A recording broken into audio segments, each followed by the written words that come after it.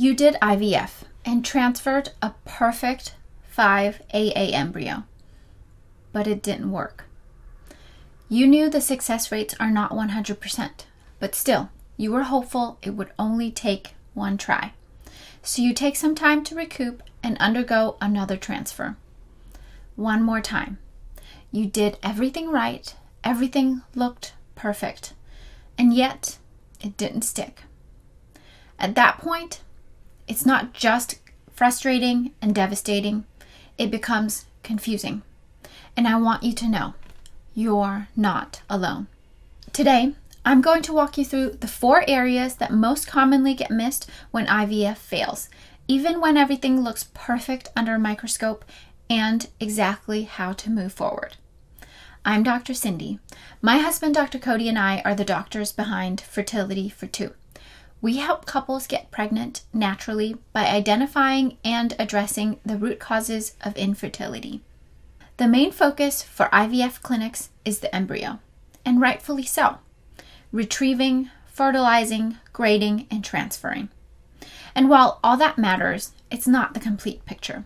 Because even a high-quality embryo still needs a receptive uterine environment, proper immune balance, low inflammation, and supportive signaling to implant and continue. When any of these areas are off, IVF can fail, even if the embryo was perfect. And if embryos have not been genetically tested, chromosomal status is a major factor to consider. But if you've transferred euploid or high-quality embryos and implantation still fails, that's when a deeper investigation becomes even more important. One of the most important areas to focus is uterine receptivity. And when we talk about uterine receptivity, we're not just talking about how thick the lining looks on ultrasound. There's a very specific window of time called the window of implantation. This is when the uterine lining is actually able to receive an embryo. During that time, there's a complex exchange of signals between embryos and the uterine lining. The immune system has to shift into a tolerant state, inflammatory signals have to be tightly regulated, and the lining has to be biologically ready, not just structurally present. We'll talk about some of these areas more specifically in a little bit. But if the transfer is not synced up with this window of time, implantation can fail, even with a high-quality embryo. Now, the window of implantation can be assessed with an endometrial receptivity analysis. This is shortened ERA, but that doesn't assess the health of the uterine environment itself. Which brings us to a second but equally important condition for implantation: immune activation. The embryo comes in direct contact with the uterine lining during implantation, but it's not just a mechanical process, it's an immune event, because the body has to recognize the embryo and tolerate it. So if the immune system is overly activated, it can interfere with implantation or disrupt early embryo development. Now, immune activation doesn't always show up on standard testing, but it can exist alongside chronic inflammation, endometriosis, or other autoimmune conditions like Hashimoto's, psoriasis, or lupus. This ties directly into the next area that's often overlooked, which is inflammation in the uterine lining. Inflammation is one of the most common and most often missed causes of IVF failure.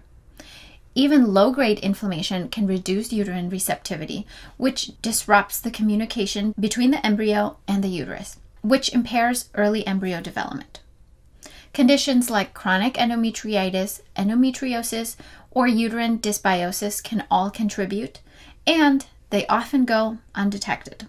This is where specialized tests like Receptiva DX and CD138 tests come in. Receptiva DX looks for BCL6, a marker associated with inflammation in the uterine lining and is often linked to endometriosis. Now, CD138 detects plasma cells in the lining to diagnose chronic endometritis. If these markers are elevated, it suggests the environment may not be optimal for implantation, even if everything else looks normal. And so far, we've only discussed the female half of the equation, which is absolutely crucial. But the embryo contains 50% of dad's DNA, so male factors cannot be ignored, even in IVF. Once fertilization happens, the assumption is the sperm did its job, but that's not the full picture. Sperm contributes and influences early embryo development. Now, IVF clinics typically run a basic semen analysis. This evaluates how many sperm are present, if they have a normal appearance, and if they move. All those metrics can look normal while the guy's genetic material can still be damaged. This is called DNA fragmentation, and it's an add-on test, so request it before your next transfer cycle, because elevated DNA fragmentation can affect embryo quality even if everything looks good initially. It also impacts implantation and increases the risk of early pregnancy loss. So, if you've had one or more failed IVF transfers, here's exactly how you move forward. First, assess timing. Ask for an ERA to evaluate whether your window of implantation may be shifted. Second, assess uterine inflammation and receptivity. Consider testing markers like BCL6 and CD138 to investigate endometriosis and chronic endometritis. Third, assess uterine and vaginal dysbiosis, especially if there's a history of recurrent implantation failure, chronic endometritis, or failed transfers with good embryos. Fourth, look at immune activity and autoimmune patterns, especially if there's Hashimoto's, psoriasis, lupus, or other inflammatory conditions.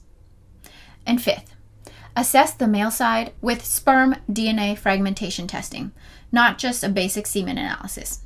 Because at the end of the day, it's not just about having a good embryo. It's about creating an environment where that embryo can thrive. So the key takeaway is this: IVF doesn't fail because of one specific thing. It's usually a mismatch between the genetic material that created the embryo and the exact environment that embryo is placed into. So if the environment isn't right, even a perfect embryo won't implant or can't continue developing. This is why a detailed investigation is so crucial. Because even with advanced technology and the ability to meticulously control everything, IVF can still fail, and the answer isn't always to just try again. IVF is necessary in many cases, but when we identify what's being missed and address it correctly, couples may be able to conceive naturally or improve the chances of a future transfer. So, if you want a comprehensive approach and one-on-one support for your fertility, you can apply to work with us through the link below. If there are any topics you'd like to know more about, let us know in the comment section. From our family to yours, have a fertile day.